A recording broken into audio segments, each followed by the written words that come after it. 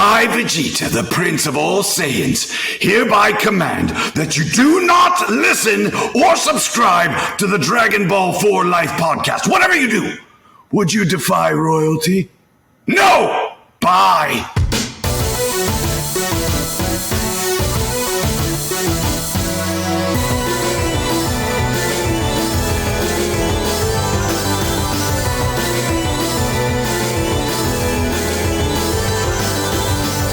Content got us acting different. We're like, oh shit. not used to being here.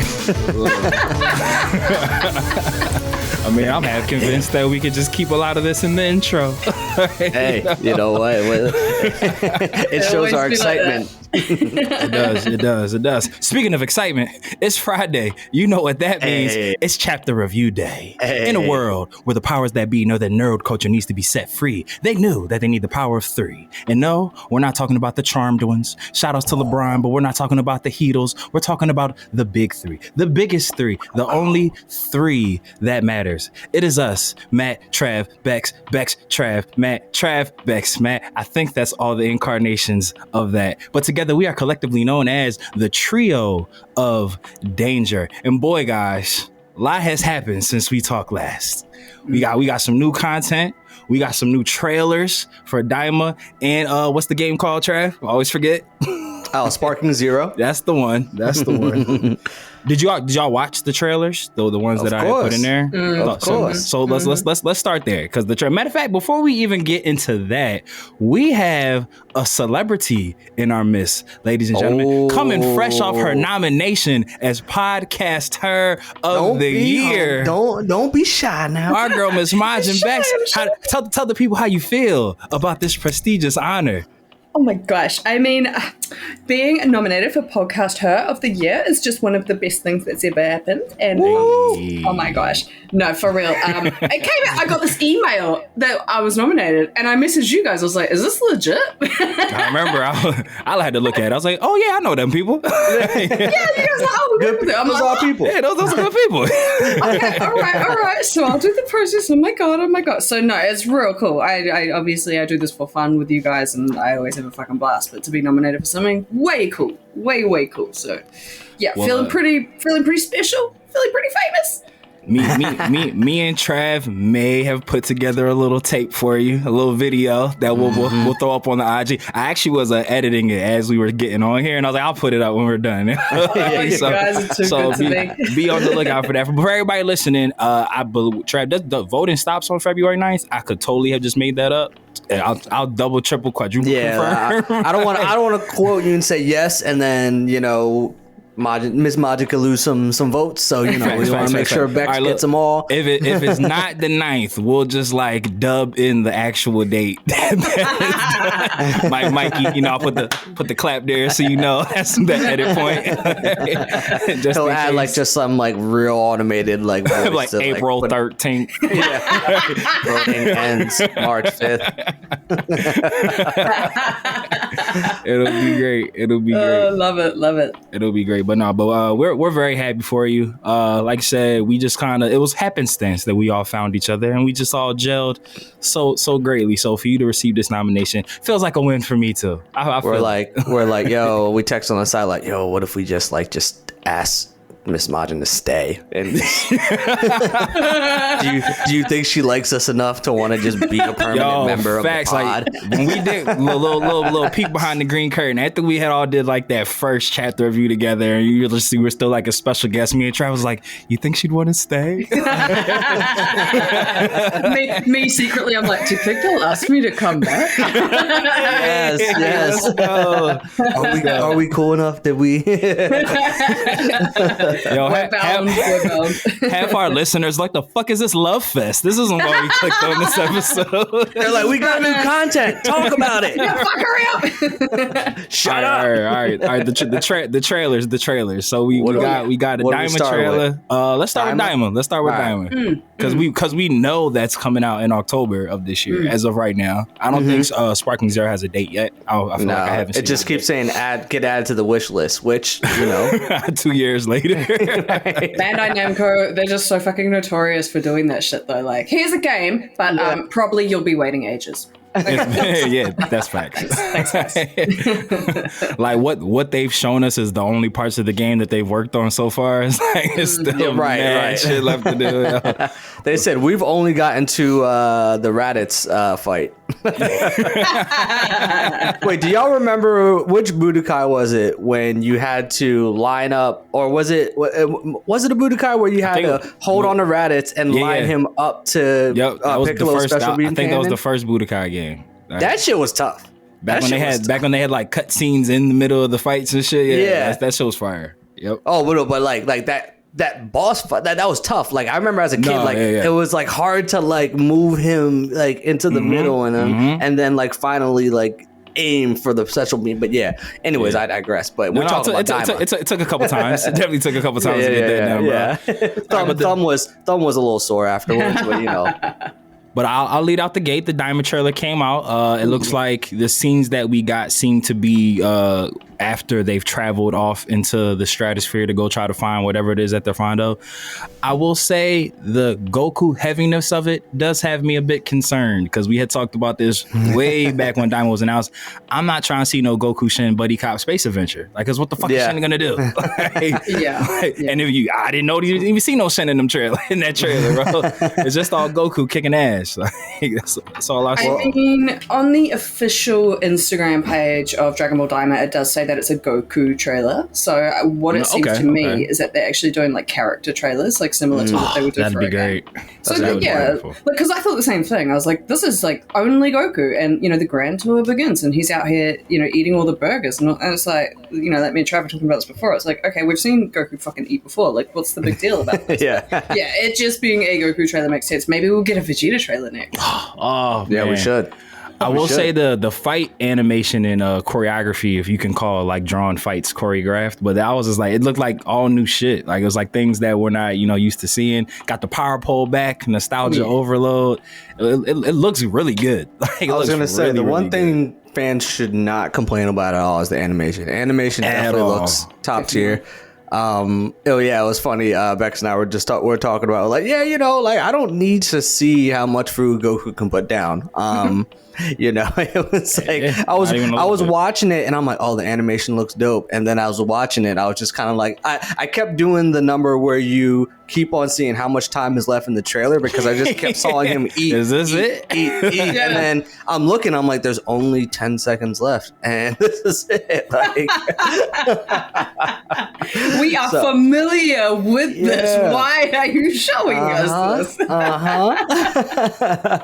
The one good thing that I guess that I've initially heard is that like so far what we've seen in the trailer is like in the early, like the very, very early stages of the show. So there's still no actual guarantee yet that they're going to be kids the whole time.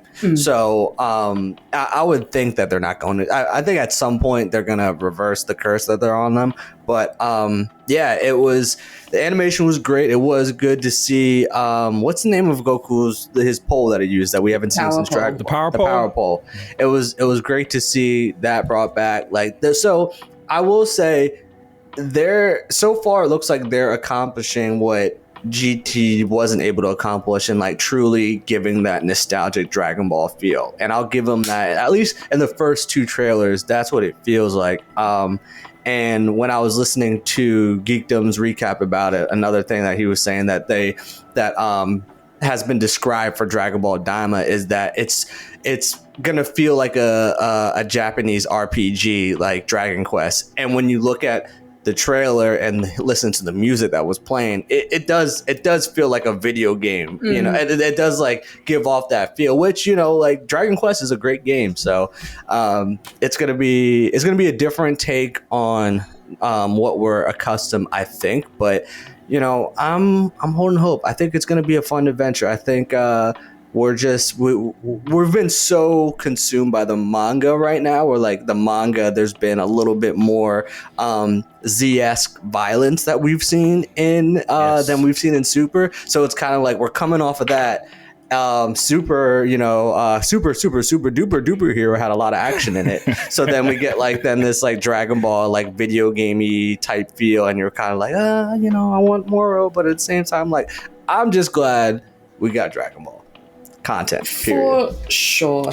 And I think as well, like, we are definitely in, and I saw this as a comment on Instagram earlier under a Daima post, we're definitely in this, like, new age of, like, somewhat multimedia Dragon Ball, whereas a lot of people, they want more, like you say, Trav, they want more animated and blah, blah, blah. We're probably going to get that. We're going to get Daima as well. We're going to get the games. Like, we're going to get a plethora of things.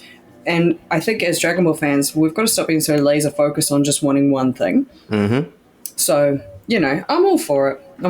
But yeah, give us more character trailers. Give us more. Like, show us more of the people. I want to see what Shin's up to. I want to see, you know. Yeah, Nothing. Getting some Hiding. getting a bad performance report. Getting the stare down from Bears. The one message that I want to tell everybody listening to this podcast to just save yourself. Listen, 2024, you're gonna protect your peace, protect your energy, and I'm gonna start off by saying, stop arguing about what's canon and what's not. Like, let's just put it to rest. Especially when like they tell us. People will be arguing about shit they don't know. Like the creators be like, "No, okay, guys, relax. Like, put the 9 down, Jamal. That's canon. Calm down." And he'll hop on the interview and say, "This takes place directly after Super." Then you're gonna have people in the comments arguing. Like, "No, I don't know. It might come before the end of Z. I don't like. It might be after the Buu saga, but I don't know. Yeah, and then you have a clip with a video of Akira Toriyama himself, who never makes appearances in public, saying, "Hey, this takes place here." Because that literally happened with the Granola arc. Like they set out the gate. I think it was like 3 years at tomorrow, a year before super duper hero. Don't remember what it was, but they had made a statement like on Twitter, official Show and Jump page, like made the statement, and people were still like, "Oh yeah, how could they be at this power level?" And they like, bro, like what they said when this is happening. Right. It was like, why are Goten and Trunks this size now? Like, oh my gosh, like, but Pan's so little. It's like, bro, they told us when this takes place. Like, relax. Like, relax. And they did it with super duper hero too. Like, this takes place right after the Tournament of Power. No, it doesn't. No, it doesn't. It's physically impossible for that to have happened that way. Literally physically impossible. Goten and Trunks are whole teenagers. They were kids during the Tournament of Power. Yo. Yeah. They held down the Beast Island for 17 while he was gone. This happened. Like, this is a thing. Right. They did the MVP job. I don't get why, you know, like the online community, you know, shout outs to them. They keep the lights on for us. But True that. Keep things interesting. When the creators like make a direct statement about when things happen on the sacred timeline, I don't get why there's still debate. Hey, what are we talking about here? Yeah, I mean, I think some people just wake up to argue. They choose violence. Yeah, exactly. Sometimes the truth is hard to accept. And I find this often on the the Goku has never beaten Vegeta thing. Oh, well, actually, it's like, well, listen, I don't you know what's funny? I still get notifications about people responding to that comment. That was so long ago at this point. That was weeks ago. And you're damn right I respond. People sometimes write a comment, like a fresh comment under it. I'm like, man, I made this reel months ago. I don't remember everything I said in it. Like, come on. Yo, facts. Like, I'm just like, damn, I'm running out of argument points that I said already. Like, I'm not trying to repeat myself. If you go 50 comments up, you'll find I've already answered this. I'm about to just start answering comments by forwarding a comment from a previous comment. You just gotta answer and bet this was 4 minutes. This was 4 months ago. So you right. My pride doesn't have it in me to let me do that. Oh, shit. Like, I'm like, you got it, bro. And then 10 minutes later, I'm like, nope, I can't do it. He don't got it. No, you use those 10 minutes to find what your original response was. And then you're like, oh, all right. I only said you had it because I couldn't find this comment. But I got the time now. You know what? I sat down now. I sat down and charged my phone. I got time, man. We back. So before we move on to Sparkling Water, what's it called? Dragon Ball Sparkling Water. This is the game. Dragon Ball Bubbly. So with Diamond, we're because Trav, like you had just mentioned, that people are saying that what we've gotten so far is like super duper early in the show. Do we think that they're purposely gonna like keep it close to the vest for like what's happening in the show and only give us like scenes from like earlier episodes and like hide what's supposed to be happening, or you think we'll get like a official trailer, like a coming soon trailer that has like multiple set pieces and settings and times from episodes? I think we'll get early stuff, and then like in true Dragon Ball in Japanese format, when it's like a week away, we get like a spoiler of what the big transformation is going to be, like some action figure, and then it's like, oh shit, all right, I guess A costume drops. Super Saiyan 4 is returning in Daima. Oh yeah, you know what? I mean, I'm not sure how Halloween is celebrated, you know, globally, but Halloween, I wouldn't be surprised if like a costume came out or something that we don't see in the show yet. Yeah, right. Like there's gonna be some promo of some Halloween costume of like Goku's like Daima exclusive form, and then we're like, well, Super Saiyan Diamond. Like remember when Resurrection F came out and we saw the blue figurines? Yeah, and we're like, all right, I guess they're getting that. Yeah, I remember hearing about it. I was like, blue now, it's getting a bit ridiculous. Like with no context, Super Saiyan Blue. I thought it was fake. I was like, so this is fake as shit. There's no way they're doing this. And I was like, no, it's real. Bootleg figure that you can find in China or something. Yo, I just knew someone just, you know, bought a Super Saiyan figure, painted that shit blue. He was like, oh, look at the new form. I was like, no. Trav's someone Insider. has a mod action figure. Yo, I was like, Trav's Insider ain't spoke on this yet. I don't believe it. Yeah, until I confirm. You know. Exactly. Until Trav says it, I ain't trying to hear it. Until the encyclopedia actually confirms it ain't fact. All right. Well, you know, I guess there's no place to go better than our residential gamer with Dragon Ball Sparkling Water. You know, we got the Rivals trailer for Goku and Vegeta. How did it make you feel inside, Becs? I mean, good. It made me feel good. The rivalry is something that I absolutely stan in Dragon Ball. You know, not everyone loves it. You know, blah blah blah. Goku fans, Vegeta fans, whatever. Who cares? The rivalry is super good. So you know, to see that in you know, what are they using? Unreal Engine 5? Surely they wouldn't need. Surely they wouldn't need that level of. Well, either way, you know, to see it in new engine and new gen gaming, it's super great. Super great. So yeah, no, definitely getting more hype for it with the more content that I see, and that fully added to it. Yeah, the scale of the arenas that you fight in look really big. like when they had those like clips of Vegeta in his great ape form, like, and he was like, you know, trekking through shit. It seemed like, you know, I felt the size of his character. Like it seemed like, oh damn, like these levels are gigantic. Like okay, yeah. I'm ready to get pissed off during that fight. Oh, facts. Yeah, I'm ready for that to hurt me. I am. I will say that. Facts. Because you know there's gonna be a part where it's just like you think you beat him, and then you know a cut scene, and then his health goes back up, yours don't. I hate those kind of fights. And you're like, what the fuck?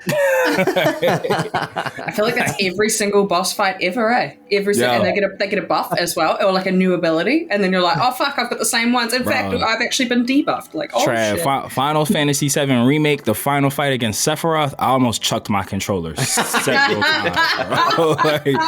Several times. I've never blocked so many times in a fight where I just had the busters like. Yo, funny you say that. I definitely felt like a bitch off that win. I won. I was just like, I don't give a fuck. I'm not trying to get style points. I'm just trying to beat this boy. I know, because it's like usually with the action games, you know, I fall in the habit sometimes of like, let me just button mash and it's gonna work. But then that fight, I was getting murked, so I'm like, all right, let me actually use defense and let me actually block and counter, and it worked. But man, it was a grind. Yo, it's funny because I'm the opposite. Like anytime I play like an RPG game, I like try to play the fight scene how I felt like it would look in a movie. I try to make that shit look fancy. That Sephiroth fight, I was like, no, fuck that. I'm spamming attacks. I was like, yo, I can't do this. I want to get out of this game. Yeah, I had to go about that route when so I took like a brief hiatus just because life be life in, but now I'm finally back to playing Final Fantasy 16,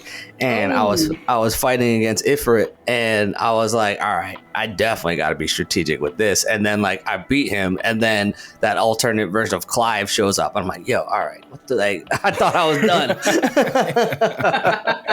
It's torture. It's pure the boss fights in 16 torture. Are crazy. I found Sephiroth like in remake because I played it on hard mode. I played it on normal and then I played it on hard. And Sephiroth in hard mode was like I don't know. I'd done the whole thing, so I was like, this is kind of easy, and I'm just going to do this for fun.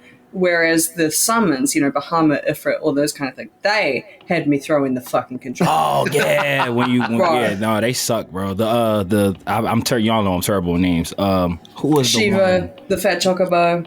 Who's the ice Leviathan? One? The ice was Shiva. That I almost chucked my controller with that one. Honestly, I almost chucked my controller with that one. I've never thrown a controller in my life, and I threw my controller during that. Never. For 20 years of gaming, 25 years ago, never thrown a controller ever. Throw it. We've all done it. Little bounce on the floor. Kind of looked at my mates like, I'm cool. One of my one and only chucks, Kingdom Hearts 3, when you get like the extra boards where you can like fight Organization 13, like when they're like downloaded into the computer and you can like fight them. Man, yo, I got washed like every time. I was in here YouTubing how to beat like Agent 32. Man, if you're not YouTubing shit, you ain't playing. You ain't playing. Oh yeah, man. You gotta. I try to get it from the muscle at first, like, but then when it's like, I gave up. Like, typically I try to like beat games to like completion when DLC comes out. Yeah, like Kingdom Hearts 3, like that shit. I was like, nope. I'm done. I'm done. Isn't it sometimes though when you look up how to beat it? Doesn't it? Sometimes it pisses me off more because I'm like, when it's the thing you've been doing. Well, not even that, but like it's something where I'm like, how the fuck was I gonna? How was I ever gonna know that? Yeah. I'm like, come on. Well, they do it so easily in the video as well. They're like, you just do this, and then you slide onto this, and then you change strategy. I'm like, bro, I can't even do the first fucking thing. First step. Yeah, you lost me at the first step, bro. I had to write this down, bro. Like, slow down.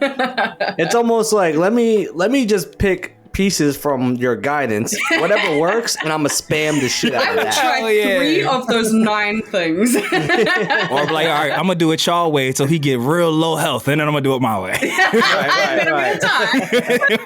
And then I'm gonna die and be mad at myself. I have to start over. Like, damn it. I've only thrown a controller twice. The first time was NBA Ballers. I kept getting like whatever like the housebreaker was. It was against Clyde Drexler, and every time I was about to do my move, he would steal it from me and my meter would go down, and it pissed me off.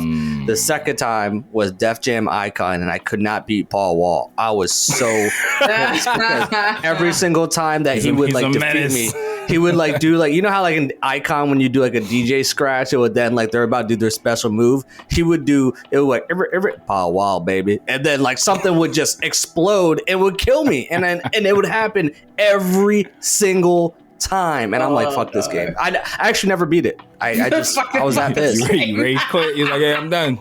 Because I also like, I wasn't like I disliked Paul Wall, but I wasn't a Paul Wall fan. Like, I liked him on Still Tippin' and like some other songs, but like, Drive Slow, yeah. Oh no, Drive Slow, amazing verse. What a song. But to get constantly murked by him, I'm cool. Why is gaming like this? I'm getting hurt every day at the moment by Tekken 8, and I'm like, we're gonna take this podcast to the next level and be at a con, and Paul Wall's gonna come and actually want to fight me in person. He's gonna be like, "Yo, bro, I heard what you said." no, he's gonna show up with an Xbox 360. Yo, man, he's like, "Yo," he said, "Look, grab the sticks, brother. I'll let you run a fair one. Let's go. Grab the sticks." Full circle moment. Yeah. Oh man, we're gonna. But one question about Sparking Zero: do you guys think that at the end, when it had like the preset characters that you're gonna get when the game first comes out, you saw all those empty slots? It's gonna be a massive roster. Yo, I'm so excited. As we thought. Like, I think when it had panned out, it had like all those like little character slots, but it had all the ones that were unopened. I mean, that were unlocked. I mean, that were locked, and it looked like there's gonna be a good amount of characters in there, which like we heard was rumored, and we were hoping because Boudokai Tenkaichi always had shit ton of characters. But yeah, no, I'm excited for it. I love but actually one other video game related announcement. Did y'all see that the next Kakarot DLC is the NZ? I did not. Is it going to be one board? Like what are you supposed to do? What is it? Hang on, what is it? Yeah, no, it's leans forward. Yeah, so it's gonna be like the end of Z with Goku with the blue gi and the orange pants fighting Oob and Teen stuff. Trunks and Goten, Yeah, Oob. Yeah. Whoa, we were. Yeah, the next DLC is gonna. I'm wondering how they're gonna stretch that out because like Kakarot DLC for the most part, not even for the most part, for the whole part, every board has been actual shit that we've seen in the show or in the manga, but it's just like I know. Only so much happened in that last episode. Like we gonna play all the fights. We gonna play all the fights from that tournament. But I was low key. I was actually most excited to see that, and I don't even play Kakarot just because I feel like if they're gonna be promoting the end of Z now, it's got to be coming. We got to be getting there. Yeah. We got to be getting there. Yeah, for sure. Like I don't think they would bring that back. Like remind people. Yeah. They don't do that by accident. Facts. So I saw that. I'm like, all right, we might be getting there. Man, I'm not saying this because we willed it into existence, but you know, That's exactly what I'm saying. but, you know. Look, there's something to be said about when we talk on the podcast, and magically a couple weeks month later, the thing happens. I'm so shocked. hey, look, Toyotaro got noticed by Toriyama by being a fan, so Look, man. let's keep talking. Just come get us. Just come get us. Just come get us. Just go, yeah. I'm ready to But go. all right, guys, the main event. Oh, yeah. We made it to chapter 101. Oh, fuck, I'm so ready. And we got new content. Trav, your insider was a bit wrong. Goten and Trunks didn't get kidnapped. They went willingly. They went willingly. They did get tricked, however. They did get tricked. So brief run through because I forgot that we actually be reviewing these. Yeah, we actually have to. We have to give the actual review of what happened before we talk about how we feel. We actually like tell y'all what happened instead of just watch the movie. Right?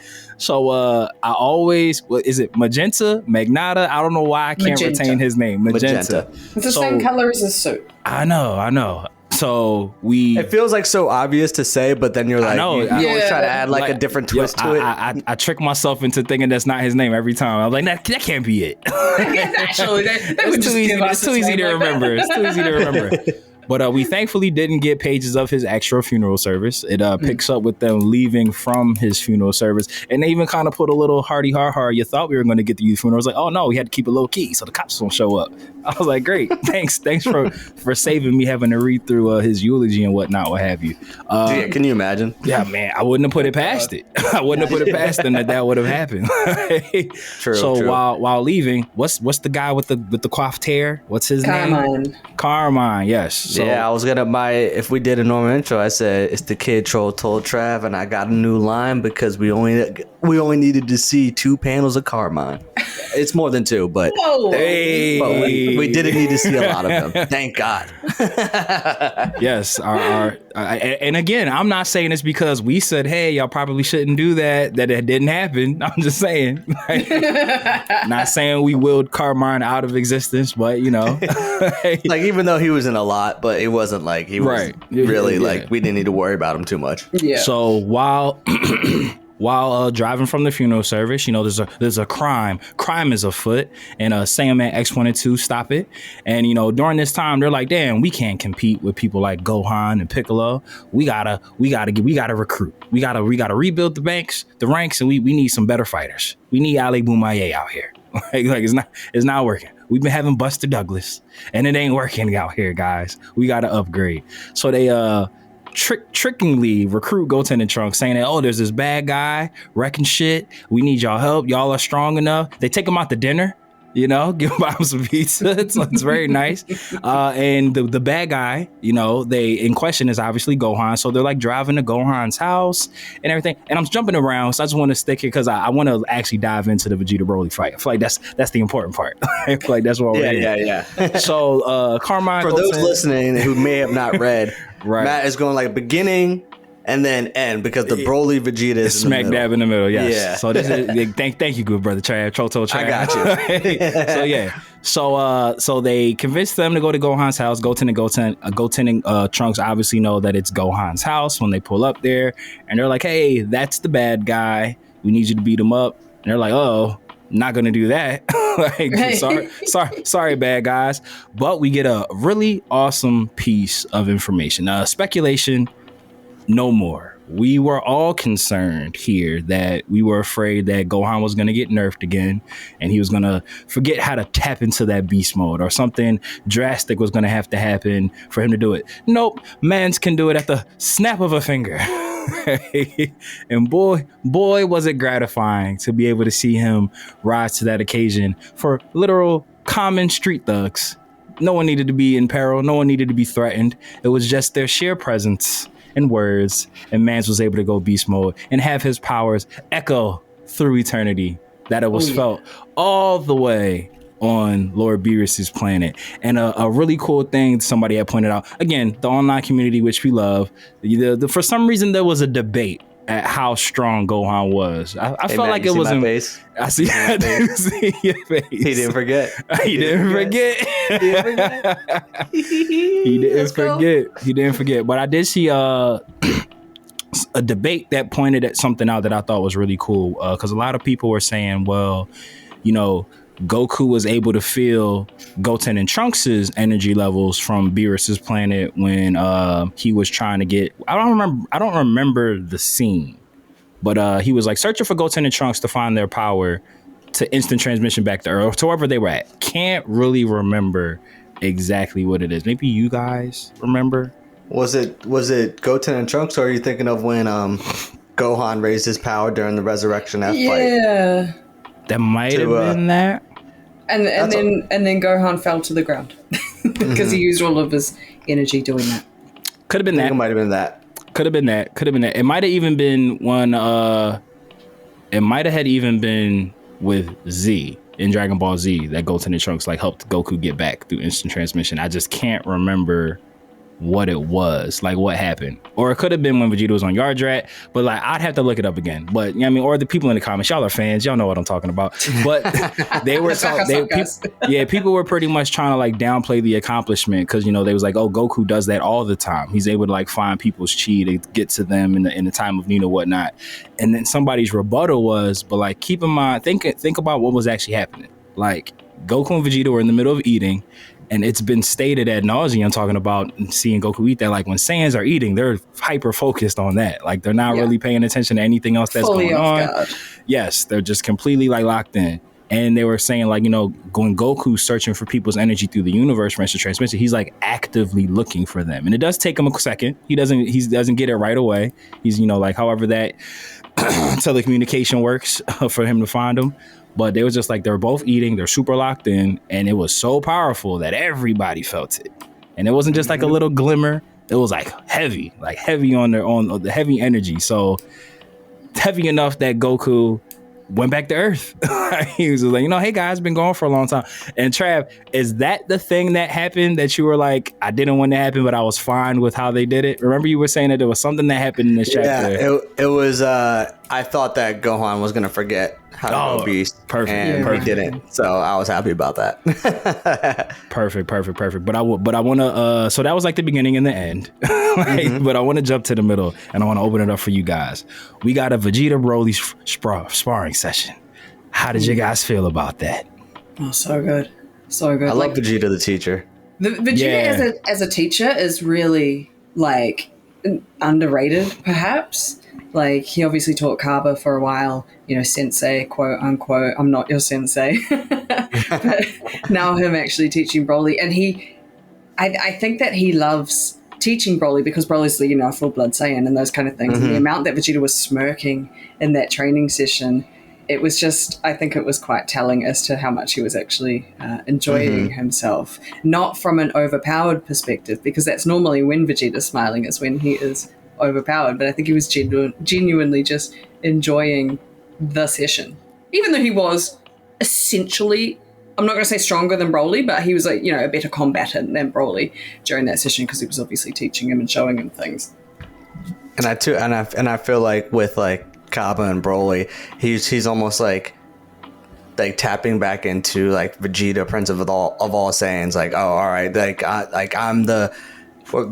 I'm teaching these full-blooded Saiyans. It's almost like I'm back on my planet, trying to galvanize the Saiyan army. And then it's like I'm here, but like no longer the Saiyans are different. But to continue Saiyan pride, to continue like just the Saiyans to long live. Like I think like it gets a rise out of him to be able to teach in that moment, because I mean you don't see him getting this sort of bag with Trunks.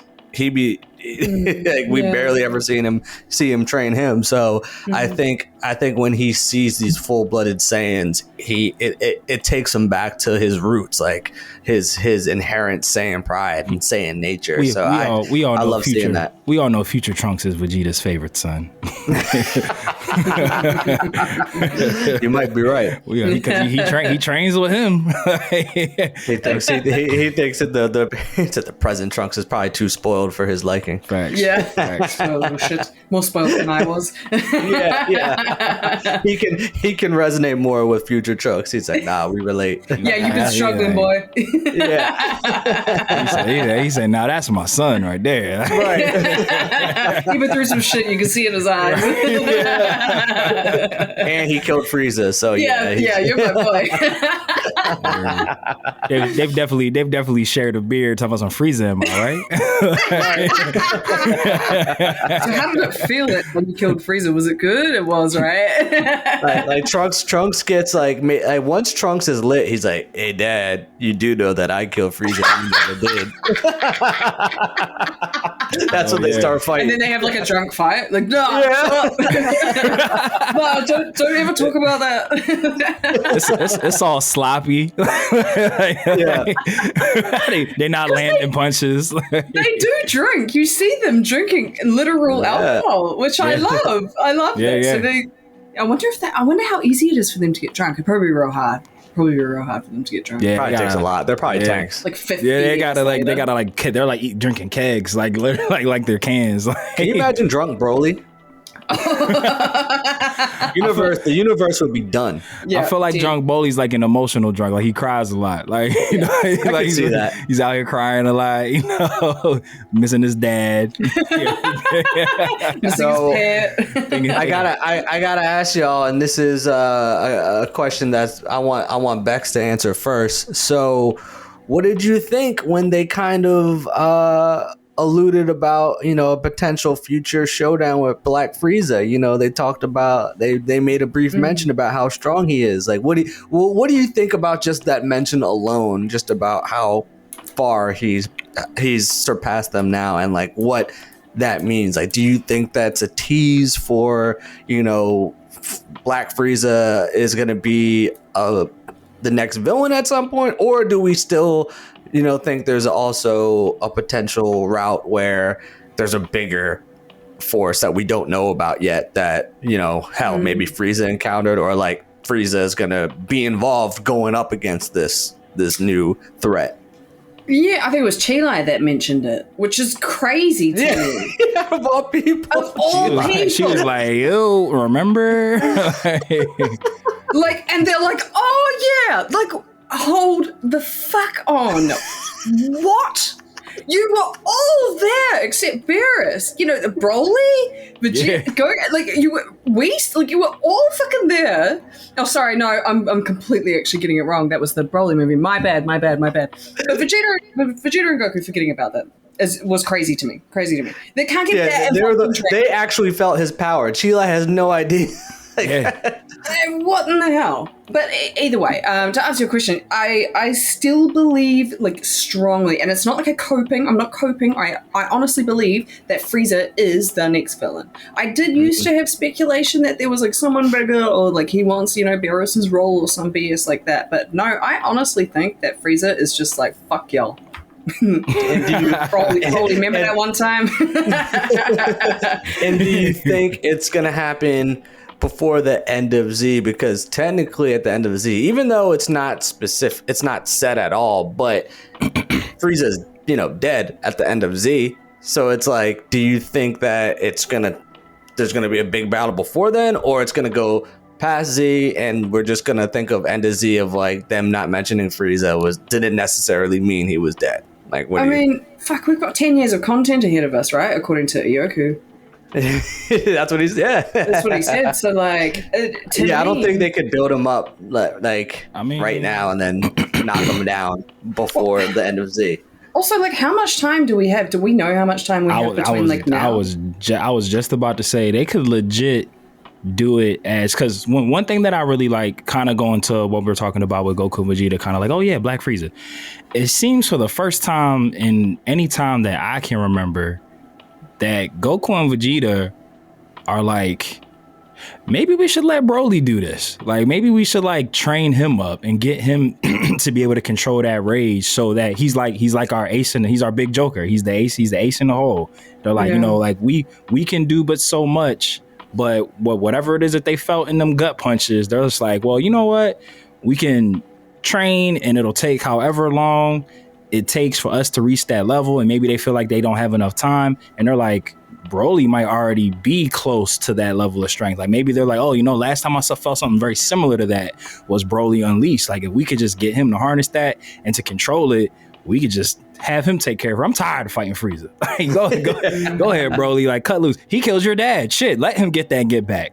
Right. That's the revenge. And kind of going along with what Becs just said, like, if we don't have like an exact time, like, that tournament where Oob shows up, that could be next week from where we're at right now. We don't know. Right. So like the end of Z could be like, whether it's Frieza or a bigger evil that Frieza's just like, I need y'all to step y'all shit up so we can take it down. The recruitment of Oob could be part of them building like a super team to like take on this form. So like we could still be in line with that. Cause like you were saying, Trav, like it's kind of because of who knew we were going to get all this stuff at the end of Z. I don't think they like wrote themselves into a corner with Frieza being off the map completely. It's just kind of just like, Majin Buu was our last big threat. So that's what we were worrying about type time. So, I kind of wouldn't be mad. I feel like that would kind of like be a cool way to subvert our expectations. Like if the end of Z is actually just kind of like the midway point to like moving forward and going into real shit, because I kind of like what we've been saying, Trav, it does kind of take some of the joy out of it if the end of Z is actually the end, like, because then like you said, we already know who all lives, who's not there, based off of who showed up to the tournament. So like if they kind of like hit us with a 52 fake out and they're like, yeah, it's the end of Z, like going into Super, but it's like, but there's more stuff after that, I wouldn't be mad at that at all. You know what would be dope? Especially since Frieza was in the Tournament of Power and like, Frieza is always collecting information and knowledge. What if like he is the threat, but he's now found a way to recruit for his empire to whatever his ultimate plan is, multiversal. Like he knows now there's multiple universes and he's at a level of power now where, and we saw in the manga, but we didn't see this in the anime. But in the manga, remember before the Tournament of Power, all the gods had a little sparring session, and they were all ganging up on Beerus, and Beerus was holding his own. So it's like, obviously, all the gods have are tiered at different levels of strength. Yeah. And, I bet you Goku's stronger than some of the gods of the certain universes. We already know Jiren is stronger than... They didn't say which god... Top. Yeah, like, they said like Jiren is stronger than a god of destruction. They didn't say if it was Belmont, or they just said he is stronger than a god of it. So Black Frieza most likely is stronger than a god of destruction. So it's like you could go so many ways with this where like it doesn't have to be only against Frieza. Like what if like you said, Matt, if they're recruiting Oob, but what if they found out like, Frieza isn't by himself. Yeah. Like he has other people with him. That'd be dope. That'd be dope. But that would be fire. But another question I have for you guys, because in this chapter, Beerus once again tried to recruit or tried to say to Goku. I was going to bring this up. Yeah. Nominated. He said, I can nominate you to be the next candidate of God of Destruction. Do you guys think Broly could be that candidate at some point? I feel like I don't think it's in his personality, but I feel like Beerus is looking for somebody to nominate eventually. I mean, one, he's lazy and I feel like he's tired of doing his job, but like, you know, that was the second time he said it to Goku. Goku and Vegeta would never be that. I don't think Broly would either, but at the same time, it's kind of like, you know, I could see Chi being like, well, you know, if we can live a long life and, you know, we get these certain luxuries. But I wouldn't see it. I think Beerus is just going to be around forever, at least in the context of Dragon Ball and what we view. But, you know, it was interesting. He said again, like, oh, you know, I can nominate you to be the next candidate. Goku said, nah, I'm good. Yeah, I don't know, bro.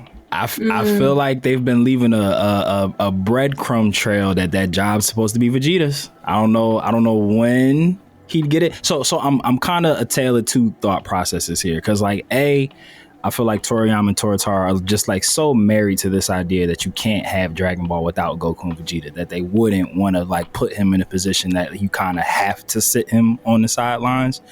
But like between him learning about power destruction, getting the earring, even that bar, I took that little bottom right corner of him saying like, oh yeah, I'm about to nominate you, or I can nominate you again, and Goku saying like, I've been telling you that job's not for me. I feel like that was like a little wink like, yo, I got a guy, like I know a guy. And even it's for me, it's always seemed like, again, I don't know how this would happen without sitting them down, but Goku, for me, even though him and Beerus have like a healthy rivalry, he's always seemed way closer to Whis. Like Whis and Goku kind of seem like that's the student master relationship, and Beerus and Vegeta from the Granola arc, that's like their student master relationship. And whether that leads to, I mean, that's kind of like a match made in heaven, you know, Goku being the angel, Vegeta being the god destruction. They're like attached to hip now anyway. But again, I don't know how you do that and not let them be around. But I feel like somehow, some way, at some point in time, Vegeta is going to take over that position and become the next god of destruction for this universe. And I would be here for it. I feel like for that, it's one of those roles that like Vegeta doesn't want, but he also wants it to be his, if that makes sense. Oh, that makes a lot of sense, actually. And I feel like Broly is actually quite malleable, or he could be easily manipulated, I think. He doesn't have much of his own will, so to speak. You know, he got led by his dad his whole life, and then, you know, obviously the minute something happened, you know, when Goku and Vegeta arrived and, you know, Paragus said, go, get them, what did he do? He just started fighting immediately. So I feel like Broly is so used to kind of like taking orders from someone who would make a lot of sense to him. So, and this is just a very loose like theory in my head, but Beerus could probably talk Broly around. And then if he did that, and then, you know, Broly then got, you know, destruction power, then Vegeta would then have a reason to fight Broly because that's actually my role, even though I don't really want it. And then it might be like, well, Beerus be like, well, which one of you fucking wants it? How do you guys feel though about like, so like Vegeta, when we first introduced him, he was destroying and killing. Do you think where his character has gone now, and like even though destruction is like for the greater good of the universe, it's not like Beerus is just going, if anything, people said Beerus is doing a bad job of not destroying enough. So you know, I guess where do you guys think the God of Destruction role falls within where Vegeta's character is now? You know, he's a family man. He's not in that. He doesn't have the same killer. I got the bloodlust that he had as the same bloodlust. So that's the one thing that I'm just wondering about, just because you know, you in destruction you could end up needing to, you know, destroy a planet or something like that, and there could be not civilians, but there could be life forms on there that, you know, maybe aren't bad, but like we don't even know too how Zeno even like grades like what is a bad universe, you know? Yeah, like how do they select which one is getting destroyed? Yeah, because I don't think it's like all based on like let's say if a universe had all villains, but like the universe was just kind of just ran properly and everyone kind of just mind their own business. Like what if it was just like think about gangs and how like gangs like will, you know, don't come to my territory, you don't come to my territory. Not that any of us know anything about gangs. From what I've seen on Vice documentaries. According to Grand Theft Auto, this is how these things work. Yeah. I can sound really stupid right now. So, but like, what if there was a universe where like, you know, it was nothing but bad people, but at the same time, they kind of just respected each other's boundaries. Would that make it a bad universe? I don't. Right. Yeah. And in theory, maybe not if it's well ran and there's not like. I don't know. Like we never really like got a clear explanation on like why those universes were exempt and why the ones that were participating in the tournament were. Like, I mean, we could see in the Trio of Dangers universe that looked like a hellhole there. Like you could tell that like there was just dystopia and shit.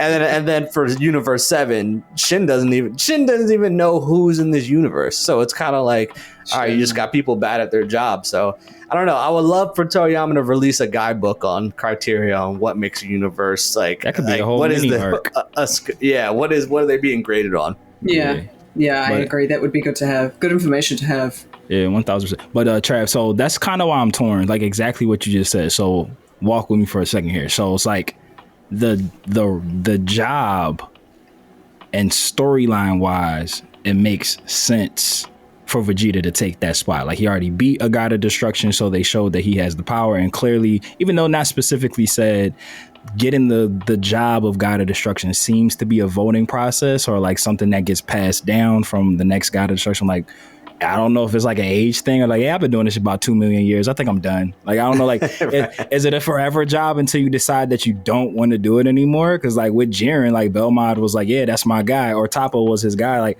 how did that work? Like, he's just got tired of doing the job. Do they do like 10 million year shifts? Like well, I don't know.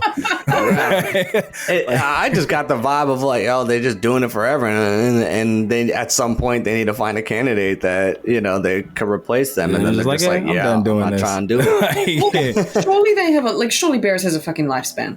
Like he's a species. Surely there's a lifespan. Although he's been alive for several million. I wonder maybe they're like if they get like granted shit. Like additional. Like set of like I don't know if like extra lives. If you become a god of destruction, right. if you I was gonna say maybe that's what their that's what their like ceremonial like headdress thing is. Like maybe that like gives them that literally gets passed on. Like like all right, the second Beers takes it off. He's like exactly. Yeah, like the red woman from Game of Thrones. Yeah, that's what I'm saying. Like maybe because they all wear like something along different universes like is styled differently, but it's just like maybe that's like this because like you just said, Becs, like they've shown that there are candidates that get voted into that position, and they're like species of animal or people that are doing that job. It's not like they weren't like, at least to the best of my knowledge, Zeno didn't just like create the gods of destructions. It's just like, all right, there you go, cat person. You're a god of destruction. You go and do it. Yeah, exactly. Like other kitty too. Oh, and clown. Exactly. All right, big giant robot. Got it. Right. Okay, lady. Right. Like, chia pet with no mouth. Got it. You know what they need to do? You know how like, how Bleach had the Zanbakuto arc? Yeah. That was good until it wasn't. Yeah. It was good for 5 episodes. Yeah, facts. They need a better version of like the God of Destruction like origin story of like how the different gods became in their positions. I would dig the shit out of that. That'd be great. I mean, Ioku said, he here for the next 10 years. So come on, man. Let's go. Start Give us some giving shit. us side content. We'll take guidebooks. We don't give a fuck. Yeah. We don't need a manga or anime. Just give us some words. Hell yeah. It's good. Give us a user guide. Like, Give us a literal HTML document. We'll figure it out. The one more point I just wanted to add about the Vegeta God of Destruction potential is. Oh, let me just say one thing real quick, Trav. The point that I was gonna make about like the role, the fact that a God of Destruction like can't get involved, I think based off that would be enough for him to be like, damn, I can't fight no more. Like it's like Beerus isn't allowed to do shit. Like unless it's like a threat to his universe, like he has to just let his universe sort it out. Even though from like what we've seen, he clearly like gets more involved than what the other God of Destruction's like. He's like, yo, you real close with your universe, bro. Like you blinded by love here, brother. Like you're not impartial. So it's like because of the role of the job, that is my hesitancy to say like, yo, he'll definitely take it, because like him having to not be able to help, or or having to let Goku do the shit by himself. It's like he'd only accepted if Goku to be the angel. Like, yeah, if I can't get involved, you definitely can't get it. Like, nah, bro. Like, I can't have you out here like allowed to fight and I can't. Like, that's trash. That's super trash. That is actually a very fair point. A very fair point. Because like they're allowed to spar, obviously, which we saw. That's how we got introduced to Beerus. He just wanted like to have a fun fight. But exactly. Vegeta starts picking fights with Top on a consistent basis. He's so bored. He just wants to fight. He said, yo, Weez, dial up Top real quick. He dials him up. He just be like, bitch, and hangs up.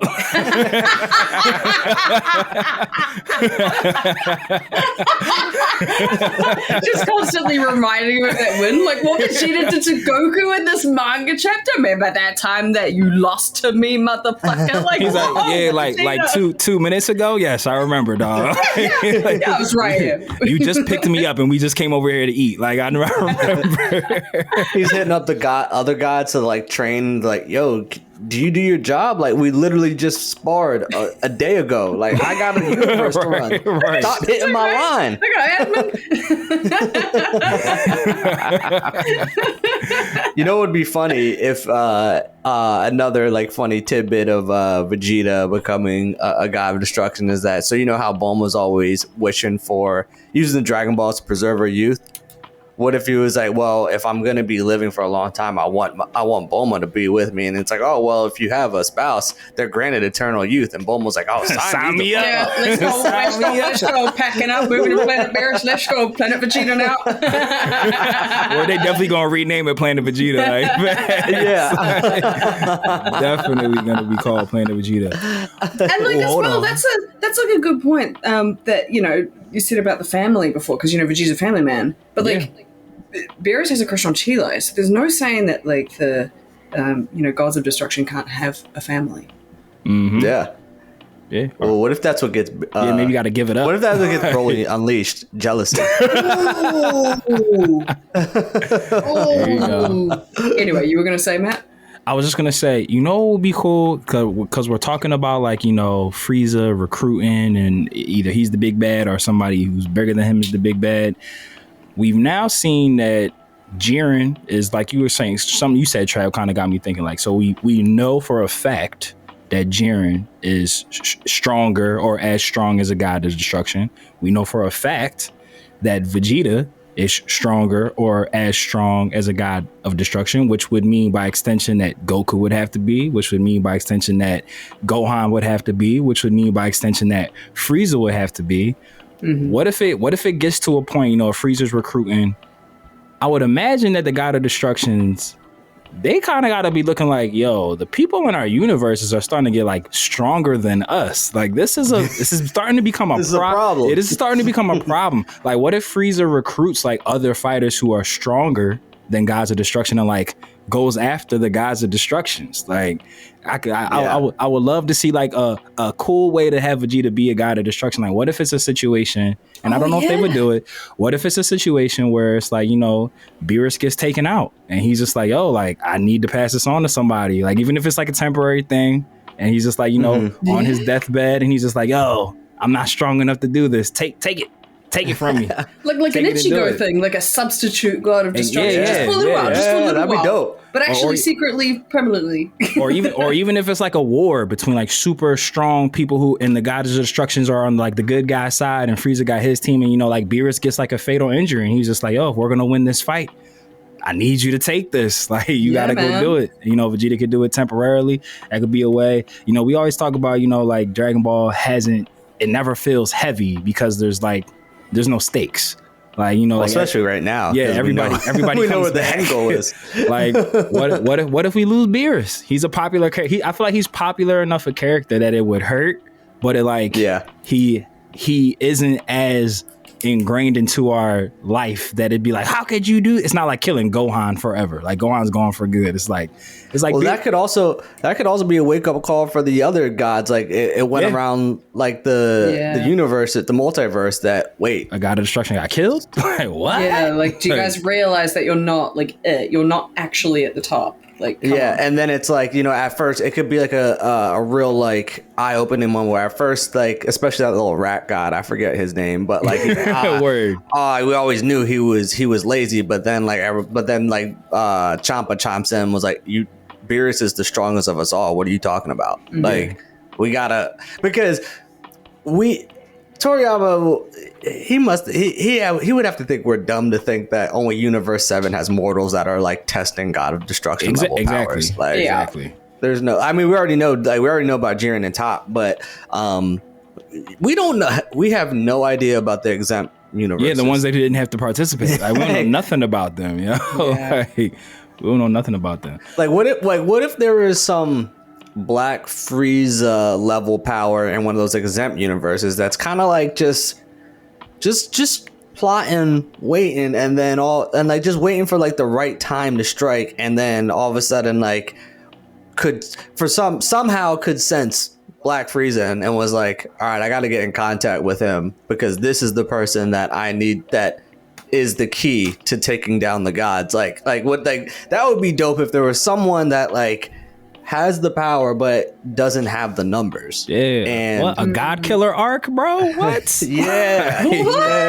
That'd be nuts. Yo, especially like, I feel like that goes really well with like Frieza's MO. Like, if you were saying, Trav, like, what if he found a way to be able to like cross universes and he's like recruiting people? He's like, yo, aren't you sick and tired of being told what to do by these guys of destructions who just sit That up would on be their a planets and very don't do nothing? Frieza way to do things. Like, and then he was like, yo, like, I know people who are stronger than them. I'm stronger than them right now. We don't got to listen to them. Like, let's take them down. Like, let's team up and take them down.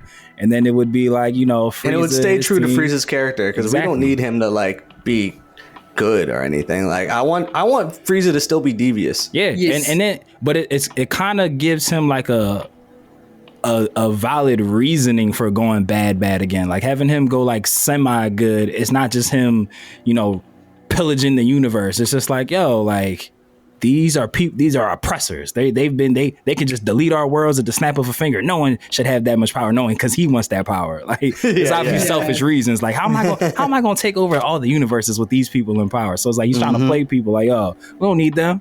We could do it ourselves. Like, we could do it ourselves. But yeah, that'd be dope. I'd be here for that. It's just all of a sudden, like, you just see like all of a sudden they don't sense Beerus' key, and then you just see Frieza walk out with the Grand Priest and with the God of Destruction thing. Like, Damn. hello, monkeys. oh shit! Because also too, at the end of the day, like, the Grand Priest, I feel like they're Yo, he's shady, bro. I feel like he's they're super all shady, impartial. bro. Like, they're all impartial. Like, if Frieza killed Beerus, that vacancy is open, and he would be like, "Yay, we need this filled." So, like, all right, and Frieza's a good businessman. He's probably a great interviewer. So he probably would make the Grand He Priest ain't never feel very qualified, but he gets the job off the interview. You talk the talk, man. Like, you know what? Even though you have no relatable job experience, I like you, kid. Yeah, I like you, guy. I like you. I like the cut of your jib. Like, come on. Who else do you know has run a universe? My whole entire the Code family. Right. Yeah, and then that kind of, cause I always made something really big of like the Tournament of Power. Anytime a universe got deleted, they always made it a point to show that the angel of that universe gave no fucks. Like, they was just like, Like some of them, I remember the one that had like the Edna Mode bowl cut. He did like this real sinister evil He's grin. smart. Yeah, and they zoomed in on the grin, and I was just like, oh, because I think that was Universe 9. That was the Trio of Dangers universe, right? Yeah. I'd be happy with that universe going as well. They were fucking. Yeah. God damn it. That universe was shit. Shut He the was fuck probably up. just happy that he nothing got a new job. Nothing came of it, but I mean, shit. What if Frieza recruited the Angels? Like he was like, yo, aren't y'all tired of being like second fiddle? Like, ain't y'all tired of being like the backup and this, that, and the third or something? What not? Because I've been saying for years. The one thing that I do like about we have like what's that the Dragon Ball show that's not Dragon Ball like related? Like Dragon Ball Heroes? Yeah, Dragon Ball Heroes. I love that they're doing like an Angel War arc thing, or they did like an Angel War arc thing. Yeah, they do crazy out the gate shit. Power scaling is it just doesn't exist. It doesn't exist. It doesn't exist anyway, really. Let's be fair, but it really doesn't exist. They would have to figure out a way though for if they were going up against the Angels, how they would even stand a chance, because right now the way that the Angels are portrayed is like you can't even touch them, right? Like so I think it would they'd have to find a way where like, because right now like, or maybe like Frieza can get some of the Angels and Gods of Destructions like on his side, and it'd be like or East Coast, or West the Coast, Angels just since they technically can't interfere, because once they interfere they just naturally disappear, right? So unless you're Mirrors, then you come back. Yeah. Well, you come back as immortal. But what they could do is like, if they're Angels that rebelled, they recruit the mortals that are evil, like an angel will, like that angel that smirked when 9 was, what if that's who linked up with Black Frieza and was like, all right, like, here's our plan. Like they're kind of like the puppeteers, and then the mortals are the ones actually doing the fighting. What if Frieza, like you said, Trav, he's a good salesman. What if he's able to like recruit the universes that didn't participate in the Tournament of Power on some like, oh, these ones they're so weak. You don't want them here. Like they're weak. They're underneath you. Like or to stay like, what if? So remember, there was originally 18 universes, right? And Zeno wiped out the 5. What if with 17's universe? Because I mean, what if 17's wish? Because he said, I want to wish back all the universes that were. What if those 5 universes that Zeno had wiped away before came back? Yeah. And they're pissed that they got wiped out. Frieza's just like, yo, y'all gonna let them do you like that? like, we didn't even do anything. Frieza's just like, you know what I did yesterday? I went and got a mocha latte. You know what you did yesterday? You didn't exist. That's how you were in the ether. You were in the in between. You were in the live stream, buddy. but that could be a way to like have big power players like those pissed off 5 universes, like that Angel and that God of Destruction from them universes. Like Frieza recruits them. He's just like, yo, like they've been living the lap of luxury. There's other mortals that are strong like y'all. He's like that, like the Frieza Force, like the new Frieza Force. They got like all these crazy strong individuals that can threaten God of Destruction level power and like knock them off. But I feel like if not Beerus going first, I feel like that'd be like a crazy way to start off an arc with like one of the Gods of Destruction is like getting murdered, and it's like you don't know who did it, because even though 5 universes were wiped out, what if Frieza told them like, hey, look, there's 5 of us, but there's still like what, 12? Like how many was it? 13 that are still? I thought it was 12. I don't know why the number 12 is in my head, but I don't know why the number 13 is in my head. Yeah. So 12 or 13, we know it's one of those two. So 12.5. We'll meet in the middle. I'm pretty sure it's right. So what if in like his recruitment speech is like, look, like we got there's 5 universes and there's 13 of them, but I can tell you right now, those gods are complacent. They haven't been training, but there are mortals that are also like they've been so complacent that mortals are at their level. Yeah. If he said, I know a time chamber. If he advises the gods in those 5 universes that are disgruntled to train for 10 years like Black Frieza did, to the point where like when they do, even though they're outnumbered, but they can easily take on those other guys because those guys aren't training. They don't know. Yeah. They don't know what's about to come. And he could definitely spin it like yeah, they got mortals that are stronger than the guys, but y'all got erased. That's crazy, Right? Like how'd that happen? Like, And they could be like, and they could be like, wait, hold on. There's a bunch of Kais that are like Zamasu that are like, that makes no sense. what, mortals stronger than gods? Yeah. Preposterous. You could. That's how you start the multiversal war. Bro, Like, you really could. Come like, get us. Come get us. Good. Look, shit, he could. I mean, he could figure out a way to bring fucking Zamasu back. Like, I don't know. Like, we can get this. We can get crazy with it. Like, or the one of the Zenos could side with Frieza's people. Like, there could be a Zeno beef, like Zeno Alpha, Zeno Beta war. Holy shit, the Zenos fighting? Because they're just adolescents. They're just they would literally have like an argument over. Look, Frieza could be like, "Oh, we have mad fun over here. We stay up late over here." Like one of the Zenos is like, "Oh, y'all stay up late." Y'all got some dessert every day. Oh my god! Hey, I'm going over there, and the other one's like, "No, I'm staying here, bro. What you doing?" I'm staying with Goku. yeah, right. Word. Right, facts. The other one's like, I like this one. I'm going with Frieza. That's really what it could come down to. Come get us. Come get us. Multiversal war. Get out of here, Marvel. We got this. Get the fuck out. Yeah, right. We got this. We got this. But guys, see, look, this is what happens when we get new content. We here for a while. Like, you can tell the excitement, the spark is back, baby. Dragon Ball sparkling water. We're here. We're back. We're here. All right, guys. Before we close this out, I mean, we haven't cared to do a rating in a while because it was just the movie. So, you know, on a scale of 1 to 7 Dragon Balls, what are you giving Chapter 101, Trav? I'm going to give, you know what? I'm just going to be very positive just because, for the sake we have new content. And I'm like, I don't even care that this is just a very probably inaccurate rating. I'm just going to give it a 6 because we went through hell together. And we just have something different. And so what say you, DBZ Queen? I'm also going to give it a solid 6. And it's not necessarily because it was new content, probably a little bit, but, you know, mostly because we got some fire, like, moments in it with Beast Gohan turning into, you know, immediately turning into Beast, Vegeta and Broly training, and, you know, then bringing up Black Frieza again, because I just wasn't sure if they were going to really allude to that, and they did, and I kind of got maybe most of what I wanted from this chapter, so, yeah, solid 6.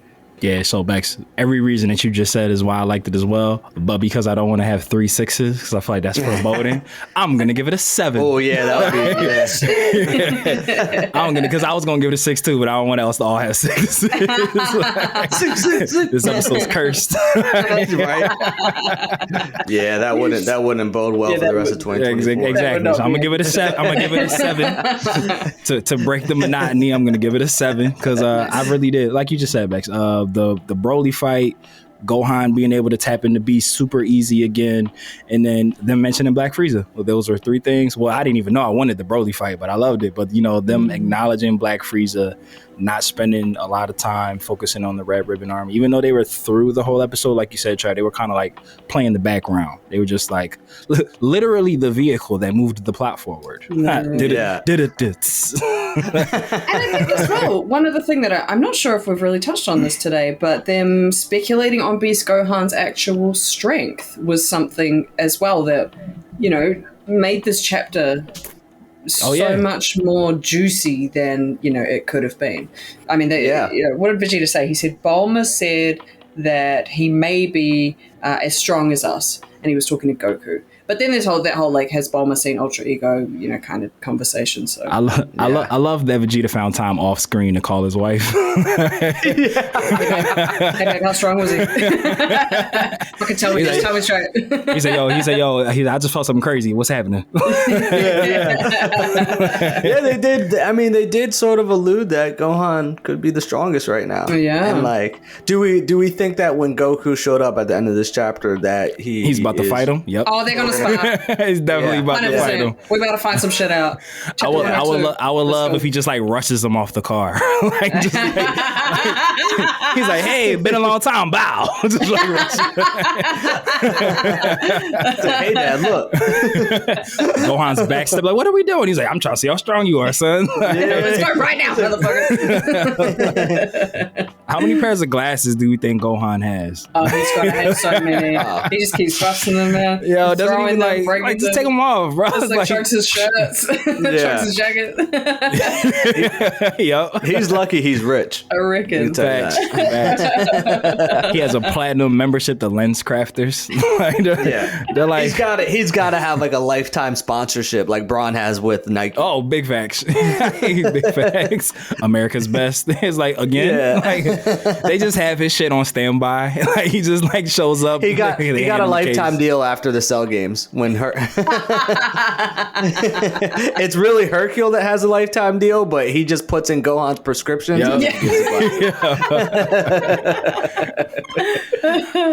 That's one of Dragon Ball's greatest mysteries. Is like, how did Gohan develop poor eyesight? Like, when like in the time between the Majin Buu saga and the start of Super, like, how did that happen? Like, you're half super terrestrial, extra alien being. I'm blaming the Ox King, and he got a recessive gene. Oh, yeah. Right. Good point. Because Goten is literally just little Goku, so he just dodged that bullet. All right, see what you did there, Trav. Look, Trav with the inside knowledge, bro. Yeah, no, and that makes sense too. That makes all the sense. Yeah. He does. Yeah, he does. All right, there we go. You got a recessive gene. Yeah. Well, damn. Ox King's recessive genes. Name of this episode. Boom. I mean, shit. On that note, those are my wise words. There you go. The encyclopedia has spoken. I love it. Look, I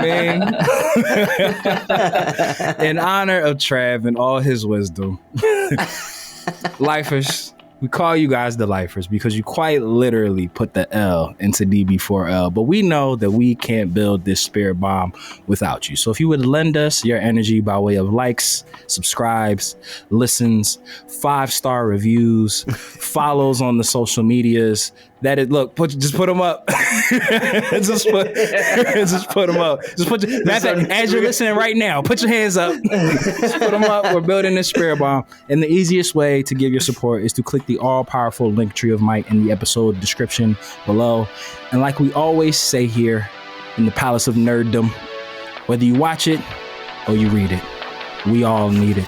So open up your nerd eye, and we will see you next time on Dragon Ball Faux Life. Dodon Red. Shout out to super producer Mikey and Paul. And shout out to y'all. All caps. And tech. And vote for Becs. Vote for Becs. Vote for Becs. Vote for Becs.